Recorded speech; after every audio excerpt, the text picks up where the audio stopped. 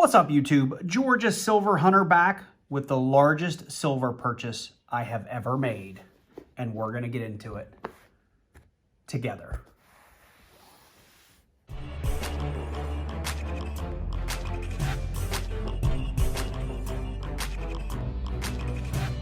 So I have ads out on places like Nextdoor and Craigslist, and I'm constantly looking at the silver forum and Facebook and Instagram, and I happened to get someone chat with me this morning from one of the local channels that I'm looking through, and they wanted to offload some silver. Now, in full disclosure, this is someone that I chatted with several months ago, and we decided not to make a deal. Today he pinged me and was willing to go $1 under spot. So I took a chance, I took my scale, I took some stuff to make sure that what I was getting was legit, and we made a deal. So let's get into these two things, and I want you guys to tell me, how did I do? So we're gonna go ahead and get into this tube first. I guess I'll start with this tube is not full. I wish it was, but it is not. I bought everything he had, and it is a mix of peace dollars and Morgan dollars. So what we're going to do is we're going to look at the years and the mint marks, and then I'm going to go off camera and see if I manage to snag a really, really good deal on any of this. And then we'll get into the green bin. So we have a 1922 peace dollar. These are not in great shape from recollection from seeing them out of the back of his car, but they are peace dollars. We have a 1924. Let me look. Did I see? I don't see a mint mark on either of those. We have an 1891 Morgan. Doesn't look like there's a mint mark. We have another 1891 Morgan. This one has a lot of hair detail. This one actually looks to be in pretty good shape. Also no mint mark. We have a third 1891, a little less hair detail. If you can see these side by side, they a little less hair detail here, so a little more wear. No mint mark on that one, at least I don't think. We have an 1889. I don't see a mint mark here either. We have another 1889. O. And we have an 1878 that looks like an S. This one has a little bit more wear than some of the other ones, but it's also the oldest one. Now I can tell you I weighed all of these before I purchased them. They all kind of passed the sound test. Unfortunately, I don't have a Sigma. They all kind of weighed in that 0.84 to 0.86 troy ounce range. Let's switch this to grams, so 26.3 grams. We'll put this one on here, 26.0. So they're all pretty close. So I feel like these are all legit. If anything feels a little off to me, I'll let you know throughout the video. But I'm gonna go off camera now, and I'm gonna see if I got lucky. So I've had a minute to look at Redbook, and I dove into PCGS photo grade a little bit, and you know, the 22 and the 24 peace dollars, you know, they're not going to reach the status of cull per se, but they're not in great shape. The back is pretty worn. We've lost a lot of detail on the, you know, the bird feathers in the back and under the scope. It just looks worn, but these are still great pieces. I love peace dollars. For $20 a piece, I think that's a steal. They're at least worth their weight in silver. Now, the rest of these coins, the 1878S, coin grading, like I said, not my bag. I've never sent anything off to PCGS, and I can only do what I think it looks like based on photo grade and Redbook.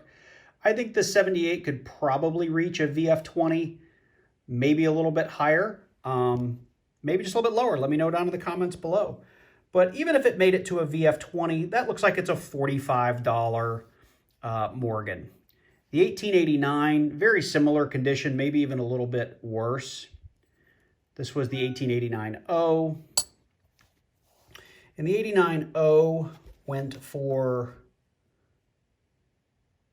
where is it? That one's about 30 in VF. And I know with today's premiums, it could probably fetch more than 30, just based on where silver is today and its premiums. This 89, no mint mark on this one. The 89, again, if we reached VF20, that's worth 30 according to Redbook. I still think 30 is easy to get. Maybe not. Now, these 91s is where it gets really interesting. There is a ton of detail in these 91s. They're both no mint mark. I think this one's honestly the best of the two. Is it? Yeah, this one's the best of the two. This 1991 has a tremendous amount of detail on it. And one of them actually looks like under the scope, it's got a little bit of a double earlobe. So I need to look that up to see if that's something special. But these 91s, do I have to flip the page? Again, they're saying in a VF20, we're talking about $30. If we're getting up into like an AU, maybe for this one, we are talking more like a $45 to $75 coin. And then lastly, we do have this 18, actually we have one more 1891 with a lot of detail in it. Again, no mint mark, but it's just a beautiful Morgan silver dollar.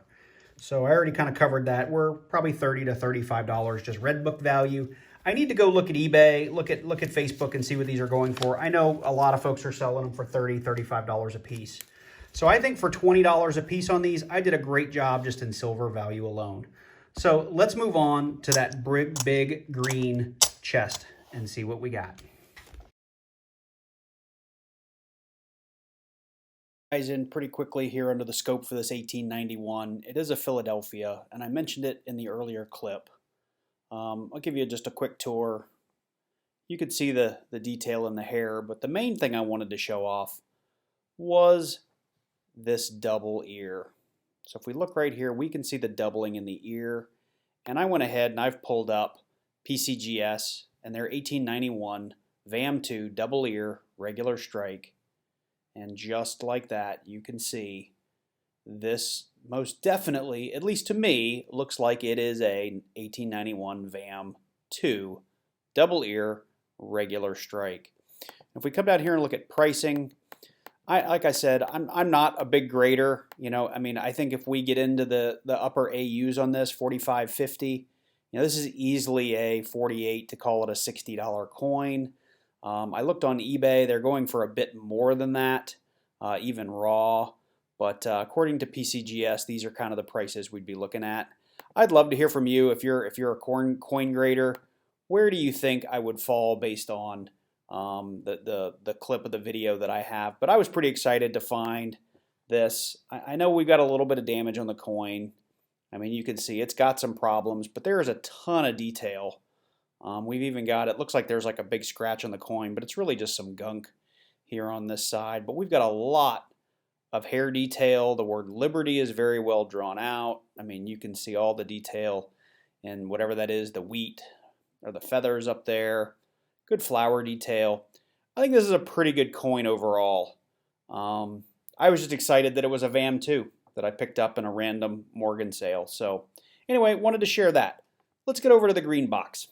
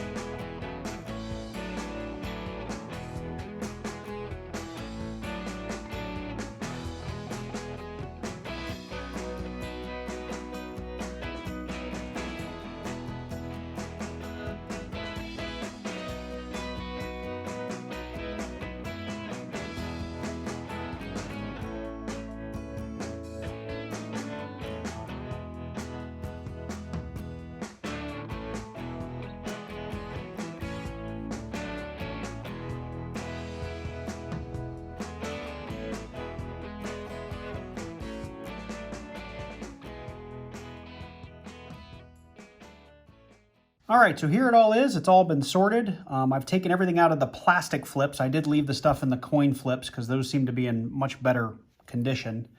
But this is what it all looks like. We ended up with, our Morgan dollars. We had 3, we had 6 of those. We had 2 of our piece dollars. I have separated this by year, so we had 4 1987s. We had 2 1989s.